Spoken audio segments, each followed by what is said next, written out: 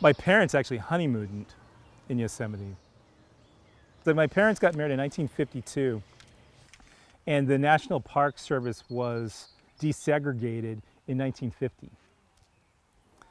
So there's a good chance that they could not have gone there a year or two before they got married. My name is James Edward Mills, and I'm a freelance journalist and independent media producer. I'm based here in Madison, Wisconsin. My book is called The Adventure Gap. I related adventure with many of the same disparities that we see in science, education, income inequality. All these gaps that we see in terms of who's being able to take full advantage of the American dream and who doesn't. Adventure, outdoor recreation falls along many of the same socioeconomic and racial lines that everything else does. It just is one more of the many things that people of color in this country are underrepresented in. The conceit is that people of color don't like spending time in nature. As human beings, I think we all like spending time in nature. The question is, what are the points of entry for anybody to spend time in nature? And what are the restrictions and the prohibitions? And many of them are physical, just in terms of sheer proximity, but those proximities are actually culturally designed. In this country, if you're a person of color, you could not buy a house in most suburbs circa 1945, 1950.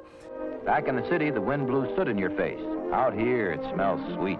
So it's not just a matter of not wanting to spend time in the outdoors. I mean, there were people who were literally forced to live in cities because they couldn't live anyplace else. The notion of going outside in its inception is incredibly privileged. Some of us prefer the quiet stroll along wooded pathways, while others prefer the challenge of an exclusive view. You get an entire generation of black kids being told that, oh, well, camping is something that white people do. The last thing that they think that they're supposed to do is spend time in nature, especially when that message is constantly reinforced by the media. And so the outdoors basically becomes this place where white people go to do white people things. You also still have the notion that if you're a person of color and if you find yourself in an area where someone thinks that you don't belong, there's a good chance that someone's going to hunt you down. Ahmaud Arbery, was running down the street, technically for his health and wellness on a bright sunny day in Georgia.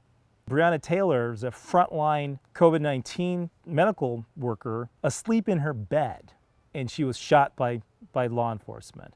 If they can happen on a city street, in a private home, outside of a storefront, why couldn't they just easily happen in a national park? Why couldn't they just easily happen on a hiking trail?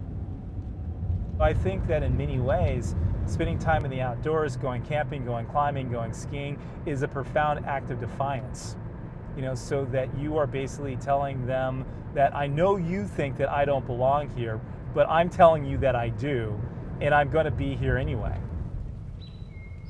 2010 was the first census data that indicated that we are rapidly becoming a, quote, minority-majority nation. A broader preponderance of people of color will be the majority of the population, supplanting white people. What happens, if a majority of our nation has no affinity for nature? What happens if 55 or 60% of the population believes that they don't have a place in the outdoors? How long will Yosemite last? Will we decide that we would much rather extract energy from our national parks than conserve the natural resources? The notion of making the land available to everyone is indeed a fabulous idea because it is an excellent expression of what democracy is. And I'm really hoping that people will say, well, you do belong here. I see you. I acknowledge your humanity. I recognize your right to be in this place every bit as much as I believe that I have a right to be in this place. And I hope that you'll let me stay too. I think that that's really what I believe that can come out of this moment, where people will be able to say, now is a time to change. And let's hope that we do.